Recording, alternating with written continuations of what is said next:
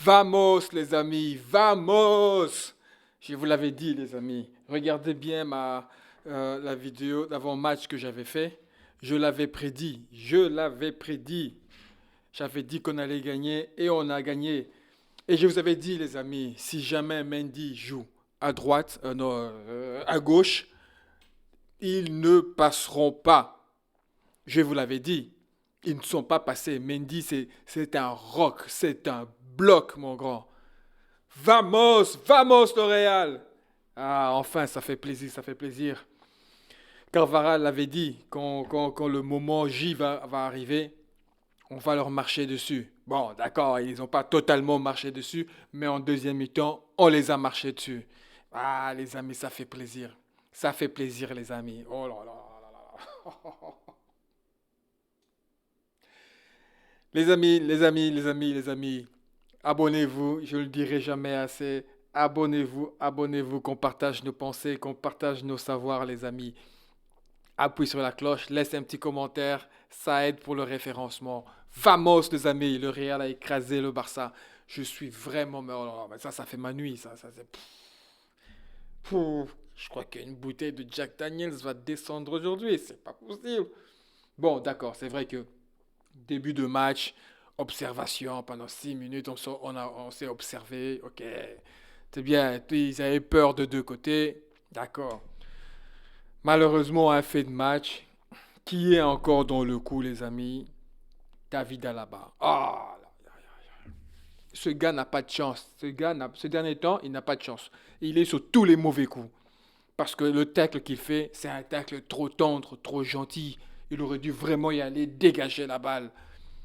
Mais bon, là, je me suis dit, ça y est, c'est reparti. C'est pas possible, quoi. 6, 7, 8 minutes de match, même pas 10 minutes, on prend déjà un. Bon, ma meilleure, j'espère que ça n'a pas commencé comme ça. Et puis c'est vrai, quand tu voyais le Real jouer en première mi-temps, bah, c'était trop doux, quoi. C'était trop statique. Les joueurs, ils bougeaient pas vraiment. Il n'y avait pas de lien entre le milieu et l'attaque. Et comme je l'ai dit, les deux attaquants, je l'ai dit, je le répète, c'est trop léger.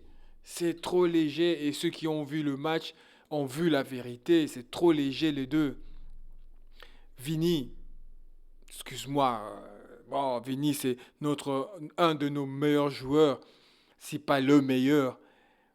Mais en premier mi-temps, il s'est fait manger par Araujo. Je suis désolé.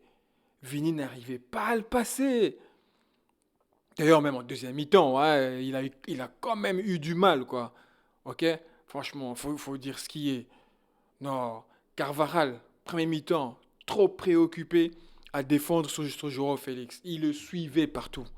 Et quand Carvaral suivait Joao Félix, ben, t'as Valverde qui le couvrait. Donc, ce qui fait que quand il faut repartir, ben, tous les joueurs sont en arrière. Donc, il faut repartir doucement vers l'avant. Comme évidemment, on ne veut pas jouer en contre rapide, ben, Valverde qui est là-bas, Carvaral qui suit Joao. En tout cas, c'était pénible. C'était pénible. Mais voilà, je ne dirai jamais assez cette histoire de deux attaquants de euh, Vinicius et Rodrigo. Il faut arrêter. Il faut arrêter avec ce système. Quand tu joues avec les petites équipes, oui, tu peux faire ça. Tu peux faire ça. Parce qu'ils ont le talent assez pour effacer les défenses des petites équipes. Mais quand tu joues contre une grande équipe, non, tu ne peux pas jouer avec Vini et Rodrigo en attaque. C'est trop léger, trop léger. Et dans la vie, à un moment donné, ils n'arrivaient pas à sortir les balles en premier mi-temps. Il est balancé. À partir du moment où tu commences à balancer les balles pour sauter des lignes, c'est que tu as du mal à sortir la balle. Le Barça a fait un pressing de fou. Premier mi-temps, ils ont fait un pressing de fou. Homme pour homme, un contre un. Et c'est là que je me suis dit, un contre un, en deuxième mi-temps, on a nos chances. J'en étais sûr. Parce que jouer à un contre un, il faut avoir du carburant. Il faut avoir un gros moteur. Et bien on l'a vu, en deuxième mi-temps, leur système qu'ils ont mis en place de un contre un, ça les a tués. Ça les a tués.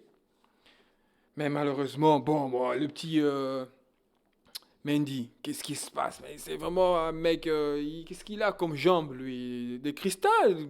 C'est quoi ces jambes? Ils sont faits en verre ou quoi? Il y a même pas longtemps, il revient de blessure. Et là, il se blesse encore. Allez, même pas, il a fait une mi-temps? Même pas une mi-temps. Pas si, je crois, mais je sais plus. Je sais plus. Mais en tout cas, il se blesse. Heureusement, parce que l'entrée, moi je vous dis, l'entrée de Kamavinga, c'est ce qui a basculé le match. C'est ce qui a tout fait changer Kamavinga et Modric. Quand ils sont rentrés, le match a changé. Deuxième mi-temps, le Real a joué comme le Barça en premier mi-temps. Donc on a fait un pressing haut, et ils n'y arrivaient plus. Et là, avec le petit Kamavinga, le virevoltant, le mec aux 36 poumons, le mec qui court, il court partout ce mec. Moi je vous dis, Bellingham,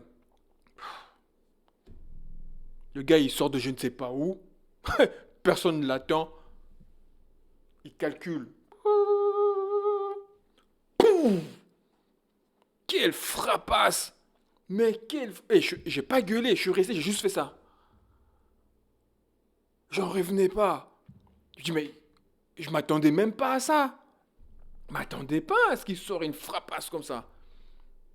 Deuxième goal de Bellingham, il sort de je ne sais pas où. Modric qui essaie de contrôler la balle, il rate son contrôle.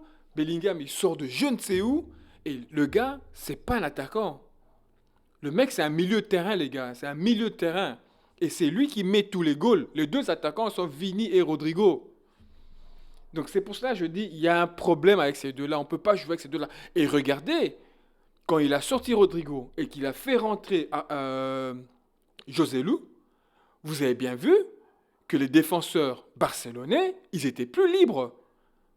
Ils étaient obligés de rester là pour surveiller quelqu'un. Tandis qu'avec les deux, ben, ils étaient tellement libres, il n'y avait personne surveillait. Quand Vini prenait la balle, Rodrigo, il était soit seul au milieu de 4-5 joueurs, ou soit il n'était même pas en attaque. Mais avec Roselu, ça a changé. Ça a changé parce que la défense était omnibulée maintenant sur lui. Et Joselu contrôlait la balle. Il permettait que notre défense remonte. Je l'avais dit à l'avant-match, il faut jouer avec une pointe. J'avais dit, il faut jouer avec une pointe. On a vu, quand Rossellou est rentré, on a bien vu que c'était plus la même chose. Kamavinga, j'avais dit qu'il faut qu'il joue. Ben, pas arrière droit, mais arrière gauche. Mais là, bon, ok, c'est pas de sa faute. C'est les circonstances. On n'allait pas mettre le petit jeune. Donc là, je comprends un peu. Mais dépassement de fonction, Kamavinga. Il est arrière gauche. Le mec, il monte, il va. Mais parce il a confiance en lui. Il sait très bien qu'il a le moteur pour aller, revenir, aller, revenir. C'est incroyable. Moi, je vous dis, quand on parle de meilleur recrue au Real, Bellingham, c'est un de meilleurs recrues. Parce que c'est lui qui met les goals. Mais moi, pour moi, les gars, la meilleure recrue au Real, jusqu'aujourd'hui, ça reste Kamavinga. Ça reste Kamavinga. Parce que quand tu vois le rendement de ce joueur, même avant que Bellingham soit là, et même après que Bellingham est là, c'est extraordinaire. C'est extraordinaire. Et puis, bien sûr, il y a Bellingham. Le sauveur. C'est le sauveur. Au Classico, il met un doublé au Classico pour son premier Classico. Et mon gars, continue comme ça, mon gars. Ballon d'or. Ballon d'or, c'est à ce gars, je vous dis. On n'aura même plus à discuter, ouais, mais qui ou quoi. Non! Ballon d'or, ce mec. Ce mec est sur la voie de Ballon d'or. Premier Classico doublé. Extraordinaire. Mais, une chose est sûre quand même, Ancelotti doit penser à le reposer. Moi, je pense que de temps en temps, il faut qu'il le repose, qu'il fasse deux, trois bouts de match. Tu vois, genre, il rentre les 20 dernières minutes ou il rentre juste la deuxième mi-temps, mais qu'il se repose. Parce que si jamais on venait à le perdre, il a mis 11 goals du Real. Hein. Donc, c'est lui qui met quasiment tous les 80% de goals du Real, c'est lui qui les met. Donc, si on venait à le perdre, ben, ça serait vraiment très difficile. Très difficile. Mais j'espère vraiment que ce match a ouvert les yeux à Ancelotti pour qu'il comprenne qu'il faut jouer avec une pointe. Joue avec Rossellou, quitte à faire rentrer Rodrigo après. Mais magnifique, les amis. Magnifique. Vamos, le Real!